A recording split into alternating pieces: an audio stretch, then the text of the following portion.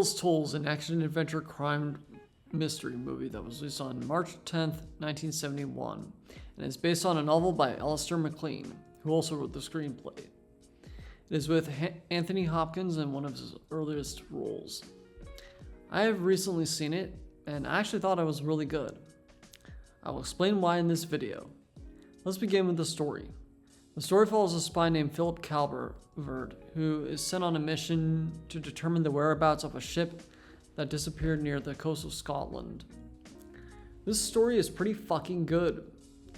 It kind of reminds me of the James Bond movies, more specifically the Sean Connery era movies. Much like those, this movie is very dialogue heavy. There are a lot of scenes of spy gathering intel and talking with people who may or may not know about what's going on. But there's also a character who is pretty brutal and focuses on business, but doesn't let pleasure completely go away. Phil is a guy who might come off as kind of antisocial and harsh, but honestly, I can't think of a better way to be a spy. Sure, he is suspicious of one man, but you find out later that the man was totally innocent. But hey, no one is right 100% of the time.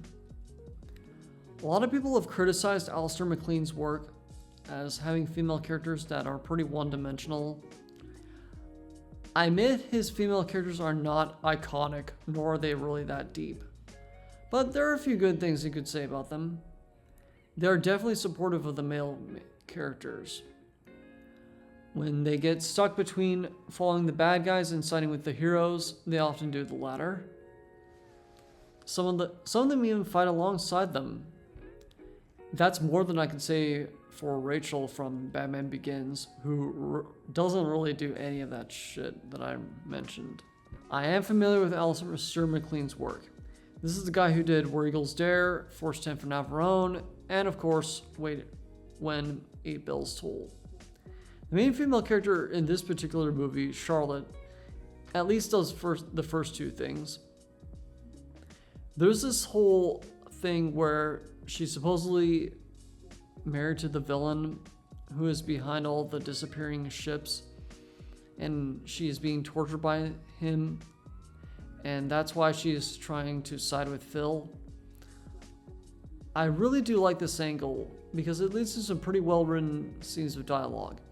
Alistair MacLean may be a little weak with writing characters, but one thing he is really good with writing is the dialogue. The whole movie has some damn good lines of dialogue. I also really dig the Scotland Ocean Pier setting. I think I've grown a deeper appreciation for places that are a little more colder and a bit more cloudier. There's something about that vibe that I can't really explain into words. I think the next vacation to a foreign country that I would fucking love to go to would be Scotland. Though, I also really like the fact that one of the Scottish locals has a built boat filled with pictures of naked ladies. Though this would never be allowed in a PG movie nowadays.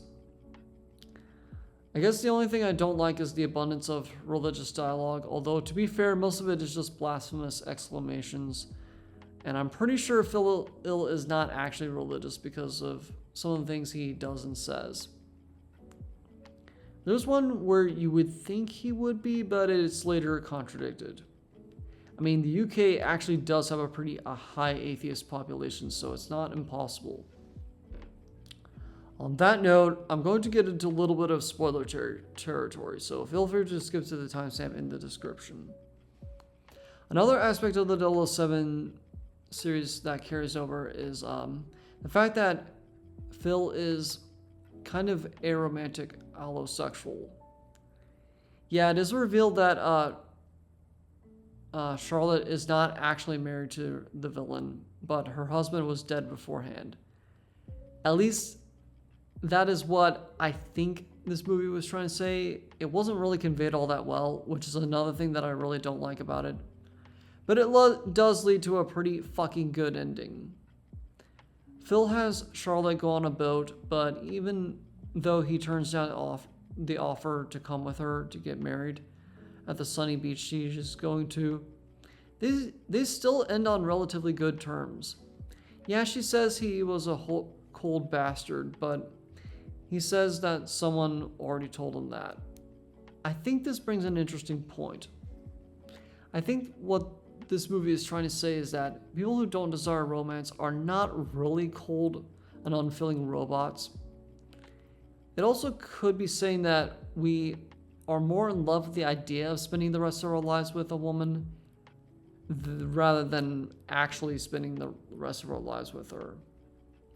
This is all just my interpretation, but considering that friends with benefits type relationships are a bit less taboo in the UK, I do think there is some merit to it. But another thing the 007 movies have that this movie has are the gritty action scenes. So, are the action scenes in this movie good? Fuck yeah. There are plenty of guns, blood, a few fight scenes, and a few explosions. They are shot and edited fairly well for the most part. There is a good amount of action, although not quite as much as Where Eagles Dare, but that's because this movie is not quite as long as Where Eagles Dare. Overall, they are pretty fucking satisfying. Time for the production values. The cinematography is really damn good. The editing sometimes cuts too abruptly for my liking, but then again, some of the scenes, I really can't think of a better way to end them. The sound and sets are pretty good. The music is pretty sporadic. There really isn't a whole lot of it, but there is a theme that plays pretty prominently in the movie. It's nowhere near as iconic as the 007 theme, but it is at least entertaining when it does come up. Overall, An 8 Bells Toll is a pretty good movie. It has an exciting, intricate, and adventurous story. It also has exhilarating action scenes and solid production values. I guess the only real complaints that I have are some of the dialogue I don't like, and I felt that the ending plot twists could have been conveyed a little bit better, but I can ignore these. I guess I really do like British action adventure movies, and if you do, I highly recommend this one. I give Where An 8 Bells Toll 4 out of 5 stars with the title of awesome. Anyway, I'm Spike Robot. If you like this video, you can subscribe to my channel and feel free to support me on Patreon and follow me on Instagram. If you support me on Patreon, you get exclusive updates on my next video. And if you follow me on Instagram, you can see the little pictures I took in Venice, Italy, so go check those out if you want. I'll see you next time. Honor the Freedom Jingos.